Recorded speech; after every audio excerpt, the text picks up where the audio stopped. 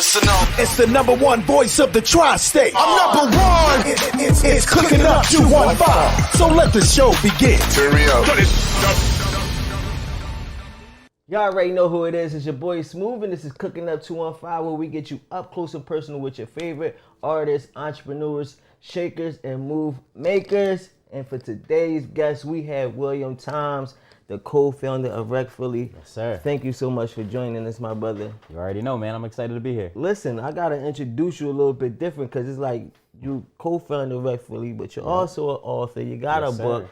You just a man of many hats. I'm outside. You already we got work to do. Serial entrepreneur and it all up. Yes, sir. That's amazing, man. To be an entrepreneur and an author, like they put everything under the entrepreneur hat. Right. But an author, I feel like it's different. You know what I'm saying? It's a little different when you're writing books. No doubt. Starting businesses and writing books is different ball games. Yeah, but I'll be honest, man. I never really set out to be an author. You know, that wasn't was just like in my plan. It was more of, I think it found me, just because the reason that even the whole book, Uncommon Sense, Your Strategy Guide to Creative Freedom, the reason it came about is because I was blessed to be able to work with so many different artists, whether they had different backgrounds, whether they were, musicians or visual artists, and also artists at different parts of their journey, right? Okay. Like I was working with tons of artists who were just starting out, but I also was helping to coach some artists who were Grammy nominated, but still trying to figure out the business side. Right. And over time, a lot of artists kept asking the same questions, and almost like selfishly to be able to like scale my time up, I was like, you know what? Can we just document this conversation? Right. So then that way, the next time an artist would come and be like, yo, well, I'm trying to figure out my marketing and my branding. Copy and paste. I'd be You like, already boom, got check it this there. out. You know what I mean? So over time, it was like, all right, cool. I could just put all the rest of these ideas in this package, and it'd be like, yo, this is a piece of information that I feel like I wish most artists knew, but usually don't. So that's how Uncommon Sense came together. So it's Uncommon Sense, your strategic guide to creative freedom. Right. Yep. And is it all about creative things in that book? Is it all about just a guide through music or podcast, artistry? The book like is that? actually really about business building. Okay. Right. It's So really, it's broken down into three sections: build, engage, monetize. So what I'm really after for the book is being able to give an artist or a creative, anyone who's really trying to make money through their passion. Right? There we go. A podcaster, anybody.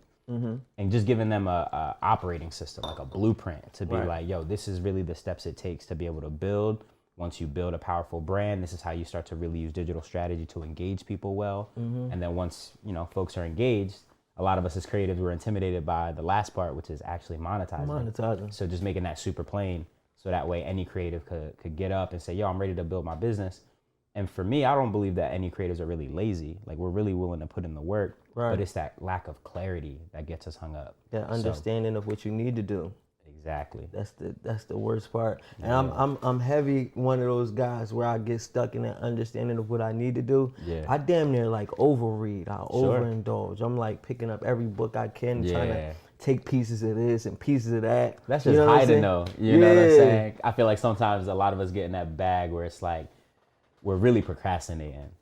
You know what I mean? So we'll just try to keep consuming information, but at some point it's like, nah, you just got to go outside. You got to do the work. No doubt. I was just talking to somebody and I was just saying like, man, I feel like that may be the last little piece of that procrastination, but it's not, like you said, most artists, we're not lazy. We're not lazy, no. And even when we procrastinate, it's not that you just putting it off. Right. Sometimes you're scared to cross that other side. You know what I'm saying? Some people call it being scared of success. Or something like that. It's just that fear of unknown. That's what it is. You get what I'm saying? Absolutely. You're going into a new territory where you wasn't there yet. You're implementing strategies you never implemented before. You know what I mean? So yeah, I think you're right, bro. I think I used to think most people were afraid of failure. And there's a lot of people who are, but I think you're hitting it on the head. Most people are actually afraid of success. And it's because it's one thing to start at the bottom, never have nothing, and then be able to just navigate that because that's normal. But to be able to have something and then reach a level of success and fall off, that's a much harder thing to really wrestle with. Yeah. And I think that unknowing that you're talking about is hard too, because it's just like, I think Puff said it one time. He was like, yo, like most people fear success because they don't know when the shit's gonna stop. Because honestly, to me, it's easy to make it. It's way harder to maintain it and to stay on because there's a certain level of commitment, a certain level of discipline that really kicks in. It's like, you know, a lot of people aren't really prepared for that. So Yeah. if your character ain't ready for the success, you ain't gonna keep it. You're not gonna keep it. And somebody literally just, I can't even think of who it was on the tip of my tongue.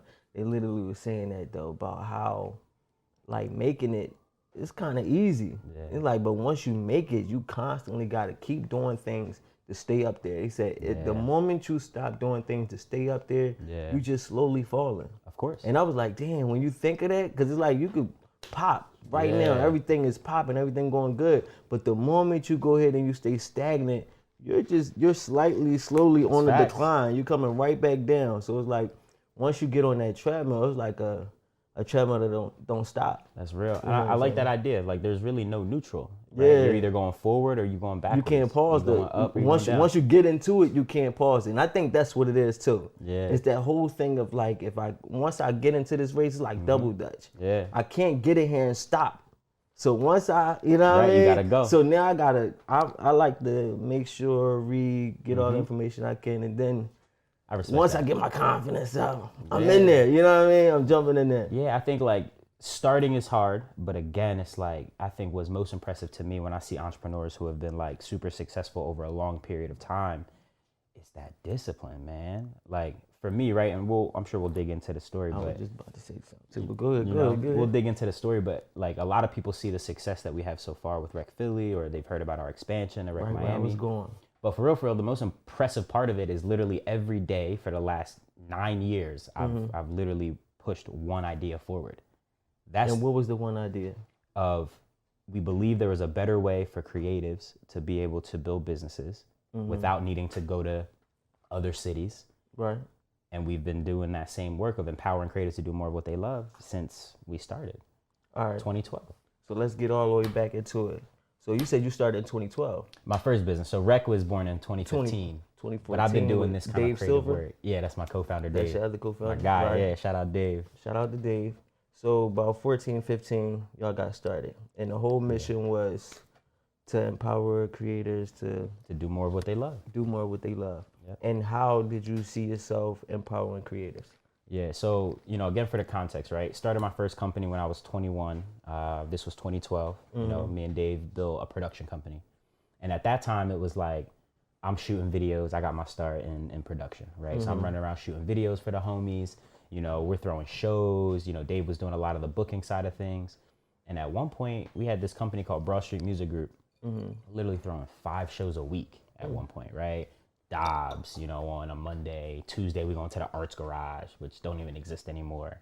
That used to be the spot too, man. That was the spot, man. Everybody had fashion shows at the Arts Garage. That's a fact. So we was all over, and it got to a point where it was like, yo, all of the dopest talent that we really believed in kept feeling that they needed to go to New York or LA, right? Or at this time, now it's like Atlanta. But I was really attracted to the business side as Dave was, and it was like, yo, we know we could be way more valuable to artists than just putting them on shows, right? And that's when the idea of the space came to fruition. That's when the idea of building an agency came to fruition to get people paid, and the real golden idea came when we was in 9th and Dolphin. There's a warehouse over there. We found this spot, put a backdrop up to shoot my video. So how were y'all empowering creatives? Yeah, so in the very beginning, my background is in videography. So I was doing a lot of video work, shooting music videos, things like that. My homie Dave was throwing shows and open mics and showcases.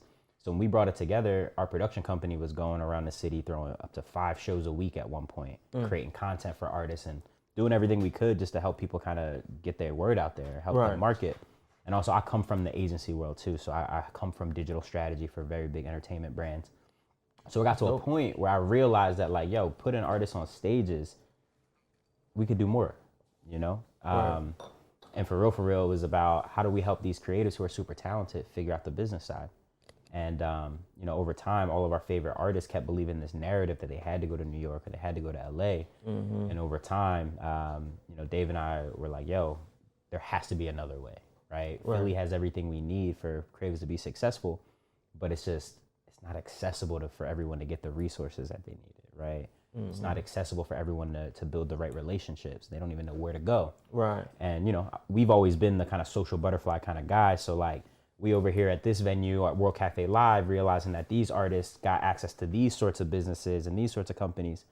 But then when I'm over here on South Street working with these artists, they don't know nothing about what's happening. Right? It's almost like a different world sometimes when you Real got talk. different kind of artists. Like when you got your neo soul type artists and they hitting those stages, but then you got your rappers not hitting those stages. They popping in the streets, Right. but they not, you know, It's a I whole guess different working the circuit like, you know, those other artists normally are. Yep. You'll see all those artists doing those different shows, and then it's like, I guess this is where you bridge that gap to where you bring those resources to those people that would normally be out the loop. Exactly. Gotcha. So we got to a point, we're throwing 5 shows a week at one point, and we got to a space where we're like, yo, we need more consistency. We need a place that we could really develop this culture that we're after. And we found this spot, 9th and Dolphin, at the Window Factory. I was about to say, I used to big be green over building there. right The over big there. green and white had Yes, the sir. white windows on it. Yeah. I used to be down there. They had some studios like upstairs or in the basement. Yep. Yeah. Yeah, so, you know, I got hip to that studio because one of my homies, Leonzo, he's a rapper. Okay. He was recording with my homie Kenny. He ran a studio called Park House. Okay. And I remember the first time I went to that building, I'm like, yo, y'all could really do whatever in this joint? Like, you know, they in there, they blowing that it down. Was the spot. It was, everything was spot. cool, right? Yeah. And, you know, at one point it was like, yo, I'm ready to really figure this next step out for our production company. We knew we were ready to pivot and found the space. And that was such a pivotal thing for us because I put my backdrop up for shooting videos. We built a recording studio for Leonzo. Right. We had a couch. And over the course of the first like 6 or 7 months, none of the homies who came through ever wanted to leave.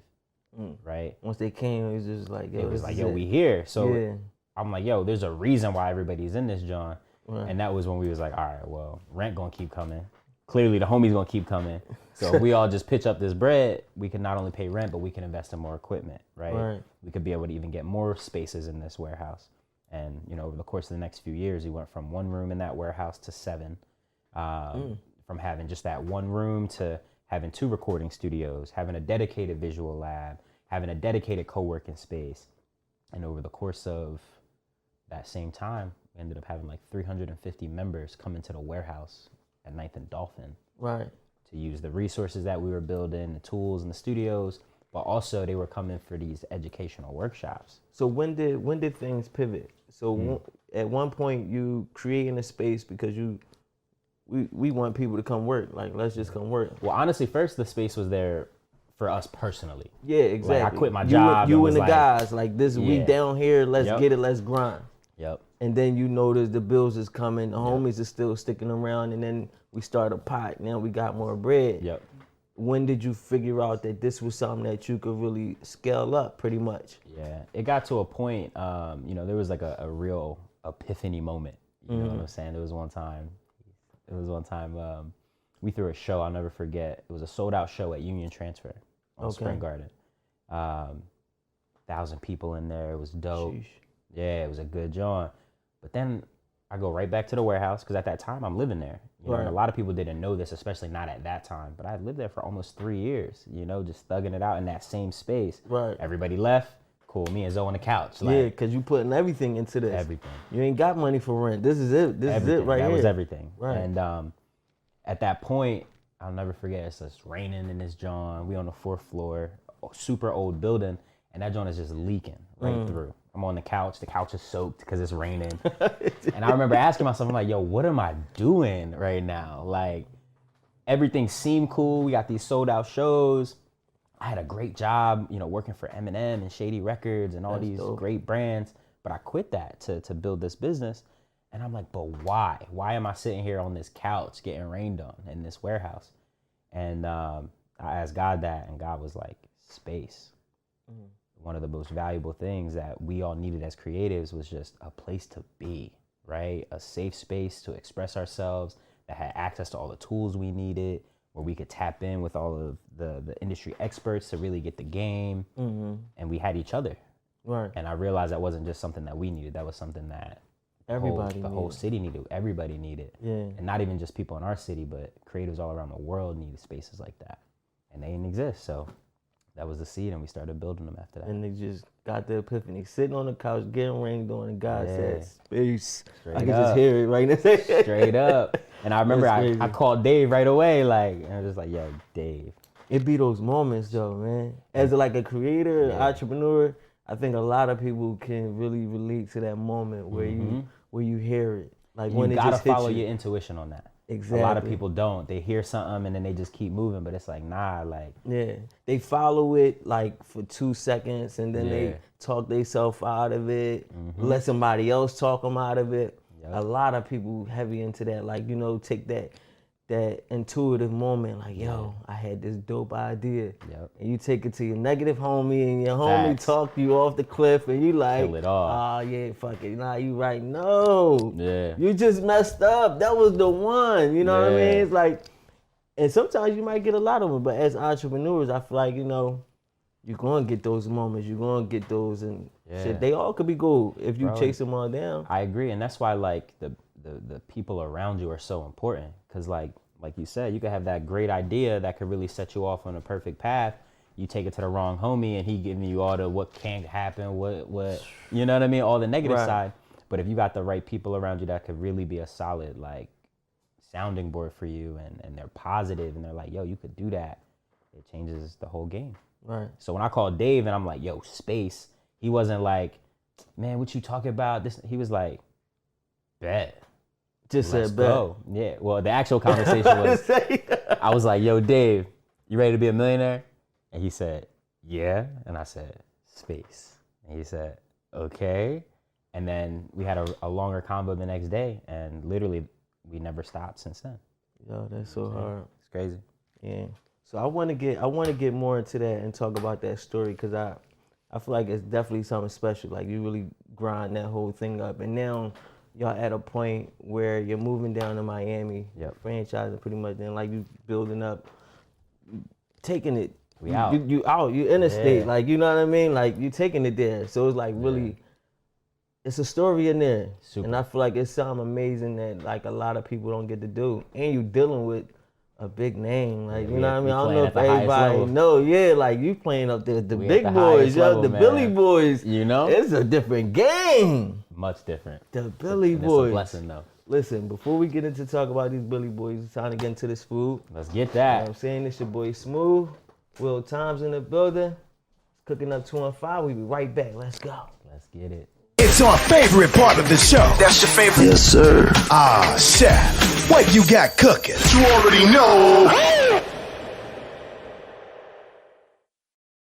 You already know who it is. It's your boy Smooth. It is my favorite part of the show. It is time to get into that food. And today we got Chef Jig representing Jig in the kitchen. What's up, Jig? What's up, boy? How you feel? Listen, baby, you did your thing with this. I try a little bit. Listen, let the people know what you got for us. Well, I call this right here by land or by sea. You know what I'm saying? You got the salmon, lamb chops, boom boom sauce. The boom boom sauce. Boom boom Looking sauce, right? special. With the garlic string beans. And it's the best mashed potatoes you're going to ever eat, bro. The best mashed potatoes. I promise you. I done had some good mash. I promise you. All right, listen, I'm looking forward to it. This joint Then you can good. knock it all over the floor. I'm gonna have to buy a bottle of the boom boom sauce. Listen, Is it coming in the bottle yet? It's around. I'm working on some AP seasoning, some AB, flours and stuff like that. So Okay. I got that in the making. All right, listen, you getting busy. I'm trying a little Let bit, them bro. know how they could get in contact with you to get a meal like this. Instagram Jig in the kitchen. My main page is Cool Ass Jig, but we talking about this food stuff, Jig in the kitchen. Jig in the kitchen. Yep. There you go. This your boy Smooth. It's Jig. Let's get back to the show. Let's go. Y'all already know who it is. It's your boy Smooth. We still here with Will Times representing Rec Philly. Listen, the food is here. It's here. Chef Jig did his thing. How's it looking? It look amazing. It's looking I'm ready amazing. to dig Right? in, We man. ready to dig in. You said you wanted to bless the food. Yeah, I got to do that. Let's get into it. I'm all for it. All right, real quick. Father God, we thank you for this amazing food. We know this food is going to be a nourishment to our body, and the same way we know this conversation will be to our spirit. This we ask in Jesus' name. Amen. Amen.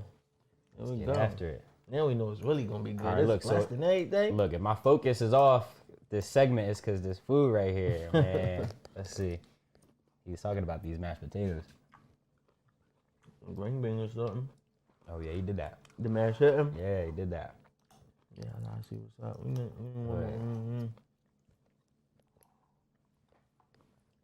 Right, right. The mash is hitting. Uh-huh. The mash is hitting. I give it to you, Jig. You said it was gonna be good. It's great good. job. It's a perfect consistency. It ain't too thick. It look like it's thick, but it's light and fluffy. It's like it's a good joint. Yeah, the sauce is With crazy. the sauce too. The sauce don't overpower nothing. It just hit just right. They some good mashed potatoes. A1. They good. They good. A1. So before we get all caught up in this food, you know, I can go a whole show and just talk about the food. I'm a multitasker. It's It'll good. do it. Go It'll ahead. do that to me. So where we left off at, we spoke about now you in grind mode. We talked a little bit about how now you're starting another one in Miami, and you partnered up with some people. Who is it that you partnered up with for the folks that don't know? Word. Excuse me.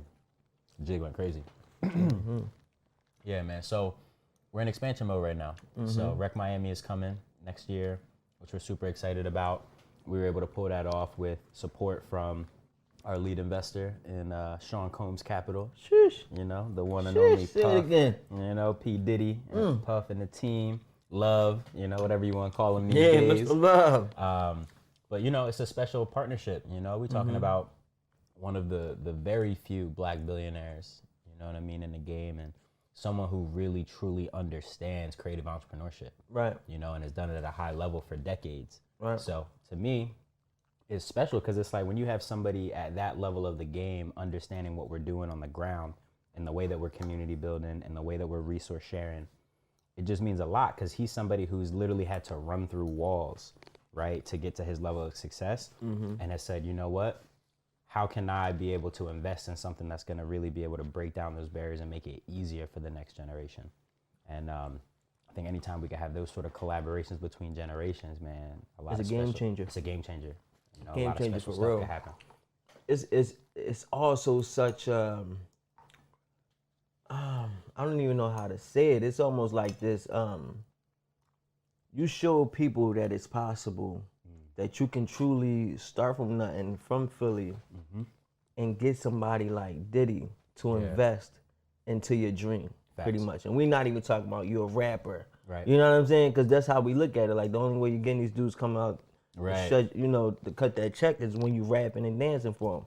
That's Like, a fact. no, they really invested in your business and they see the vision. And now you making your way down Miami. And the crazy part about that is it's just the Miami market in its own, in itself. Right. That's a vicious place to start. For sure. You get what I'm saying? So you got some big dudes coming on and you getting this huge grand gesture pretty much. Like Miami is like a grand gesture. They didn't just say, all right, let's go to Jersey. You know what I mean? You know, they said, no, Shout let's out go to Jersey. Miami. Like, let's Yeah. turn up. Yeah, and that was strategic, you know. For us, we want to take the model to places that are like Philly in the sense of there's tons of creativity there, tons of culture there, tons of talent, but they're not the first places you think when you think of like industry cities, Right. right? Miami's that way too. There's so much talent there, so much culture. But the other thing is, you know, our vision has always been to build 50 of these around the world, right? We knew we wasn't just solving a Philly problem when we built Rec. And Miami just has that international visibility, you know, as a city that unfortunately Philly doesn't have yet, you know? So for us to be able to build it here in our backyard, you know, and honestly, I'm grateful that we got to build it here. 'Cause I feel like, one, if you could build it in Philly, you could build it anywhere, right? We're in Exactly. town. But You two, survive here, you can survive anywhere. you know, but two, just because of the talent here, you know. But for us on the next chapter, it's like we about to really set it off in Miami as well, knowing that there's going to be folks from cities around the world who are going to see Miami and be like, oh, well, I need this back at home. Right. So I think it's just super strategic. And, you know, Puff has a big interest in Miami. He's lived down there for a while, has you know, made That's a lot his of home moves spot shape, too. That's where he based at right you now. know. So That's yeah, the crazy. stars came together. You know, God lined that up, you know, in a special way. So how did that play come about? I know when you started the business, you went down to a revolt Wow. situation with Yeah, like you really did your DJ research. Khaled Yes, and sir. L.A. Reid was down there. Yup. So was it like, did you meet them down there? Did you have ties to Puff and them previously? Not at that Or time. that just was just a coincidence? I don't know if I believe in coincidences, but it was definitely a beautiful foreshadowing. Yeah. You know? So for context, when I was still working in the agency world, I had an opportunity to go down to Miami for Revolt Summit, and it was because one of my clients was Liv. I don't know if you know about Liv, you know, Club Wayne, yeah, and all that was rapping about Liv on Sunday. So I was doing a lot of the digital strategy for Liv. So they were like, yo, we got this Revolt Summit happening in the same hotel where Liv is at the Fountain Blue. And they were like, yo, we want to send you down there to do live social media. So I went down there. I hit Dave up. I'm like, yo, you might as well just pull up, bro. Let's just go down. Right. So this is Revolt Summit probably back in like 2014. Yeah, 2014. Nothing really came of that, you know, as far as like relationships with Puff and his team. So we fast forward to like 2019, right? Rec has always done a lot of amazing educational programming. That's one of the things we really are passionate about. Right. And we had a panelist, a woman named Lindsay Riebling, who runs she's the head of insights and strategy at Revolt. And after the panel, she was like, yo, what y'all are doing at Rec is crazy. She's like, I've never seen nothing like this. The level of engagement from artists hungry to learn, the community feel. Right. And she was like, Will, you got to know Tariq. And I'm like, bet, who's Tariq? Right, yeah. Right? Show it to me. I'm Right? reading Who's it. Tariq? And I quickly found out that Tariq is the president of Combs Enterprises. Tariq essentially runs almost all of Puff's businesses, all the ones under that umbrella. Right. And we hit it off immediately. I find out Tariq from Southwest Philly. Like, I find out, you know what I mean? Like, he understood. It's always like that, yeah. It's like that. Philly is really everywhere, you know, in the industry, for real, for real. It's a lot of people that come from here that go off to do some crazy things. Absolutely. Right. You know? And this is like one of the reasons why this is here, because like a lot of people don't get to know who those people are. It's a fact. You know, we got some execs in a lot of those rooms. It's a fact. And nobody And knows most of them. these people exist. Yep. And they out here moving and shaking and really making a way for a lot of people even here. That's a fact. You know what I'm In a real saying? way. These are the people that help make those phone calls to get the little young boy that's killing it up there. That's it. Yep. So we, you know, started talking to Tariq, hit it off with him. You know, he loved what was going on. And then they put us through the ringer on the due diligence. You know what I'm saying? Like, you don't mess with the billionaire club without them really wanting to understand what's the model, what the projections look like. Right. And I think one of the things that is important for a young entrepreneur to hear is, like, there were real times as we're developing that deal where I was scared, because I'm like, yo, I didn't really like allow these guys to see under the hood fully. Like, I done gave them the whole model. They know the play. They know where we going today. They know what my plan is for 3 years from now. They know where we're going to be in 10 years. And, you know, these are people who have the resources to, if they wanted to. You thought they might run off on the plug. You know what I mean? Yeah. But there's just such an important self-belief, you know what I mean, of understanding it's not just the model, it's our team. Right. You know what I'm saying? Like, I'm also adding value to this table. Exactly. You know what I'm saying? So that conversation went from, yo, let's go through all the ringer, and then it was like, yo, we really dig this. He flew out, him and the homie Jay Lundy, head of investments, came and saw the space. He wanted to feel it, you know what I mean? And after that, it was like, okay, this makes sense. But let's also make sure it makes sense for all the other businesses under the umbrella, you know? So I got to do a lot of FaceTime with, you know, Detavio over at Revolt, and, you know, get to understand the Spirits team and how Rec could be valuable to them. And at the end of the day, it just all made sense. So they pretty much let you see the other ways this business might be able to be implemented, or those other business might be able to be implemented into your business. Absolutely. Because now you're part of the family. Exactly. You know, we're talking about investment, right? So, like, Puff is now a partner of ours for the distance, you know? So we were like, yo, let's do all the work up front to figure out really what all that alignment looks like. And then once we got most of the way through that, I had an opportunity to go out there. I spent probably about a week in Malibu at his crib, and worked on a bunch of projects just to really kind of, you know, feel that creative chemistry, and, you know, really get to know more folks on the team. And then a couple months later, the deal was done. The deal is done. The deal is done, man. So Okay. it's a blessing. So what do the deal look like? What does it entail? Is there like a years with this, a certain amount of spaces with this deal, or is it just we locked in and we just building? Look, man, Puff really believes in the vision of creators deserve to have resource hubs, right? So it wasn't a deal where it was like, hey, I just want to invest in Miami.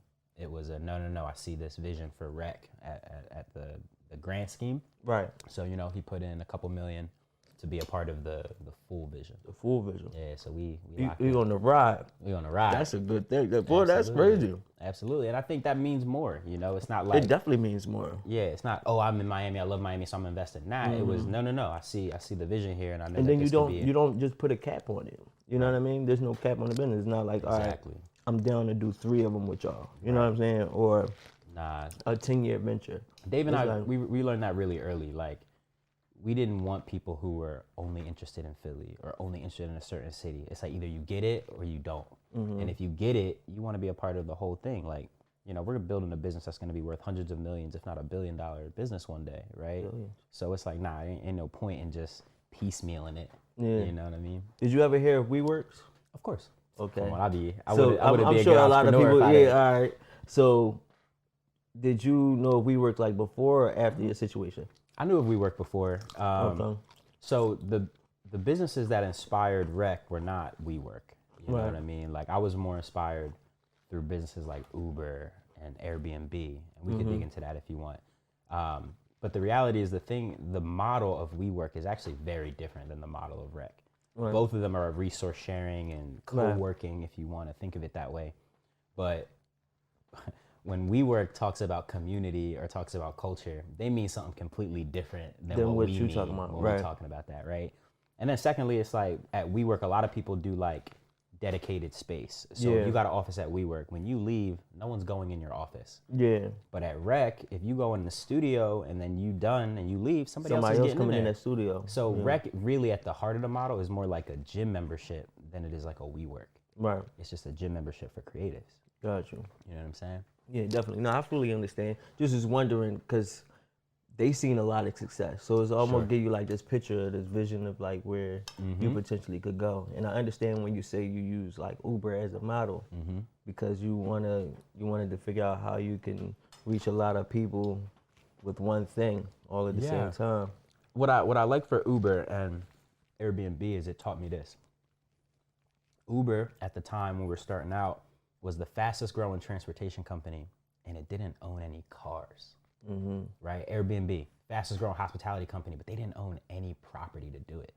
So for me, the nerd that I am, I'm like, all right, well, when is this resource sharing concept going to come to the entertainment space where you could connect somebody who needed something with the thing that they needed or the person they needed, and you wouldn't have to own their businesses to do it. Right. Right? And the whole game of entertainment has always been the label comes in and they need to own the artist, and then they tell the artist what the value is. And, you know, it was the same way in Hollywood. Like, people were giving up all their intellectual property for an opportunity. So for Rec, it was always been like, nah, like, come to Rec, create what you want to create. You own everything. You know what I mean? And not only are you going to be able to get access to studios, Rec members could literally open up their app, type photographer, and they're going to see 60 people pop up that they could just reach out to and send a message to, right? A Rec member, if I am a photographer, I could wake up, go to the job board, and there's a bunch of gigs on there that I probably had no idea about, but now I could throw my hat in the ring and be able to get money. Right. And for me, it's like, yo, people deserve to be able to have access to these resources and these tools, and they shouldn't have to give up ownership of their business to do it. Right. You should be able to just have access to these things. That's it. And I want to talk a little bit more about you and your plans beyond Rec. So Sure. you got Uncommon Sense. Yep. So you Go got get author that. under the belt now. Yes, you sir. know what I'm saying? Let the people know definitely to go get that. And you sold out first day. That's crazy, right? Yeah. That's super, super duper crazy. That was a Did you think blessing. that was going to do numbers like it did? Um, Like, did you see this many people was going to be sorting out your book like that? I'll be honest. I feel like people have been waiting for me to drop something, so I knew the Okay. support would be there, but I did not expect it to go like it did. You know, at this point, you know, we sold out the first 500 copies in literally like 12 hours, That's crazy. and then got another 500, sold those out. You know, and that's happened 2 or 3 times now. So it's a blessing, but for real, I don't take it to my head and be like, oh my God, I did this amazing course, thing. yeah. It's more of like, there's a real hunger for this information. You know what I'm saying? And there's Right. a real opportunity, especially for people who look like us, to make real money building businesses around our passion. And Big fact. I think it's just a sign of the times. You know, people have been waiting for this kind of information, and maybe through a lens like mine. Definitely. So, got the book. What else is sir. next? I mean, Got the deal. You got the Rec. it's a lot next, What's man. next for Will Times? So if you're asking for me personally, You personally, what are your goals and dreams from here? I mean, you already scratched off some big ones. that's big, man. Where do you take it though from here? Look, I mean, in my 20s, I built. You done met Kanye. That's a fact. Yeah, that's crazy. Like, you know what I That's mean? a fact. It's like a lot of shit that people want to do. You done already kind of did. Like, Yeah, that's a blessing, man. You know, I done met Kanye. I'm in business with, someone I've admired my whole life with Puff. I built $1 million business in my 20s with my best friend. Forbes 30 under 30. 30 under 30. I published my first book. So for me, man, this next decade, my 30s, I want to be the one that said, yo, I took something special that I know is valuable for people, and we scaled it up from a multi-million-dollar company to hundreds of millions or $1 billion business. Right. And then after that, in my 40s, I'll probably want to be a venture capitalist on the other side. Just take it all the way up. Yeah. So I could be able to do exactly what I needed, which was to have that person who I know has an amazing idea, and I'll be able to have the cash to be like, all right, cool, let's speed that up. That's my dream too. That's always been my goal. And then after that, To empower the people, man. That's it, bro. That's what it's always been about. A man of the people. It's always been that, bro. Like all the Forbes and all the surface level stuff is a blessing, and I'm very grateful for it. But for real, our start, for Dave and I has always been, let's build something impactful. It's always been, yo, let's help people make money, because if we help other people be successful, we'll always be successful. Exactly. And I think we're just living proof of that. Exactly. Help those, you'll always be good. That's it. So let people know where they can get the book, follow you, keep up with what you have going on and everything like that. Cool. So once again, the book is called Uncommon Sense, Your Strategy Guide. I'm going to this camera. Appreciate y'all. The book is called Uncommon Sense, Your Strategy Guide to Creative Freedom. You can go cop that right now on the Rec Philly website, shop.recphilly.com. Grab it there. If you're lazy, you can go get it on Amazon too. But if you really love us, go get it directly from us, shop.recphilly.com. And if you want to stay more in tune with my story, I'm on Instagram, I'm on Twitter. It's at the Will Toms, T-H-E, Will. Last name is Toms, T-O-M-S. And then, of course, go follow Rec Philly on everything. On everything. On everything.